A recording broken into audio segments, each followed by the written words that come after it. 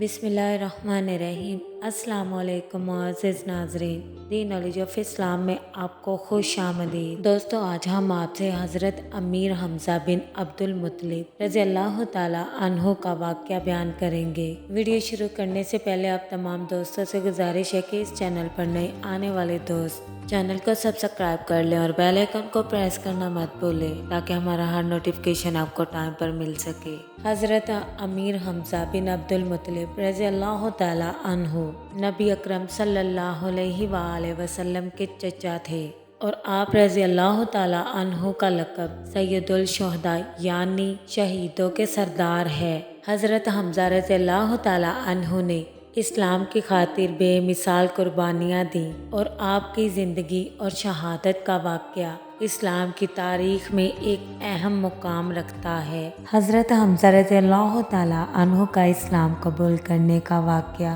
مکہ مکرمہ میں اس وقت پیش آیا جب نبی اکرم صلی اللہ علیہ وآلہ وسلم کو مکہ کے سرداروں اور مشرکین کی طرف سے شدید تکالیف دی جا رہی تھیں۔ ایک مرتبہ ابو جہل نے نبی اکرم صلی اللہ علیہ وآلہ وسلم کی شان میں گستاخی کی اور ان کو تکلیف پہنچائی۔ حضرت حمزہ رضی اللہ تعالی عنہ اس وقت شکار سے واپس آئے تھے۔ جب انہیں اس واقعے کی خبر ملی تو انہوں نے غصے میں ابو جہل کو کعبے کے پاس جا کر مارنا شروع کر دیا اور اعلان کیا کہ وہ اسلام قبول کرتے ہیں۔ یہ واقعہ مکہ کے مشرکین کے لیے ایک بڑا دھچکا تھا کیونکہ حضرت حمزہ رضی اللہ تعالی عنہ قریش کے ایک باعزت سردار اور نڈر جنگجو تھے۔ حضرت حمزہ رضی اللہ تعالی عنہ کی بہادری کا پہلا مظاہرہ غزوہ بدر میں ہوا۔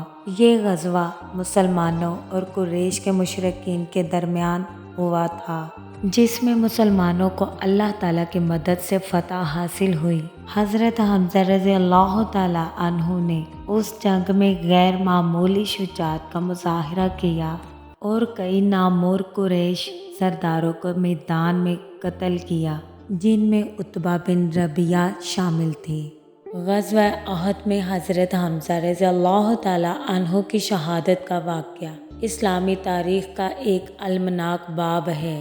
اس جنگ میں قریش نے مسلمانوں سے بدر میں اپنی شکست کا بدلہ لینے کی بھرپور کوشش کی۔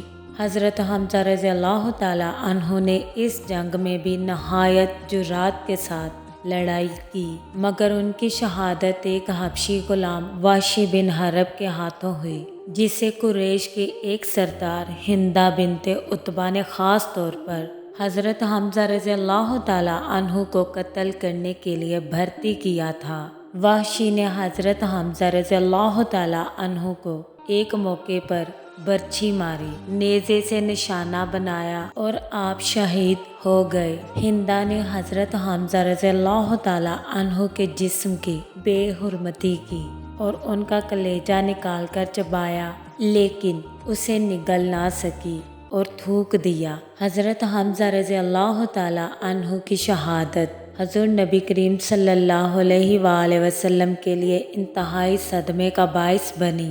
آپ صلی اللہ علیہ وآلہ وسلم جب حضرت حمزہ کے جسد خاکی کے قریب پہنچے تو آپ صلی اللہ علیہ وآلہ وسلم کی آنکھوں سے آنسو جاری ہو گئے۔ آپ صلی اللہ علیہ وآلہ وسلم نے حضرت حمزہ رضی اللہ تعالی عنہ کی عظیم قربانی کو سراہا اور اللہ تعالیٰ سے ان کے بلند درجات کی دعا کی۔ حضرت حمزہ رضی اللہ تعالی عنہ کو میدان احد میں ہی دفن کیا گیا۔